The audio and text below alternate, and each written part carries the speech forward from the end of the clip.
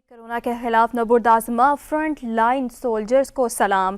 Paramedical staff और doctors को police ने सलामी पेश की।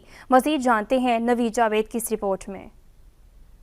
भेरा में कोरोना वायरस में मुब्तला मरीजों की देखभाल करने वाले कौमी हीरोज को खराज तहसीन पेश किया गया। गवर्नमेंट हाई स्कूल भेरा में नजी फाउंडेशन के ज़ेरे तमाम होने वाली तकरीब में 30 पैरामेडिक स्टाफ में अवार्ड तकसीम किए गए, जबकि पुलिस ने मसीहाओं को सलामी भी पेश की। पैरामेडिक स्टाफ ने तकरीब के इनेकाद को अपने लिए बड़ा एजाज़ करार दिया। तकरीब में असिस्टेंट कमिश्नर भेरा मोहम्मद मुर्तज़ा, डॉक्टर अबुल हसन शाह, मुफ्ती शहर साहबजादा इब्रार अहमद बुगवी, डॉक्टर वकला और सियासी समाजी रहनुमाओं ने भरपूर शिरकत की।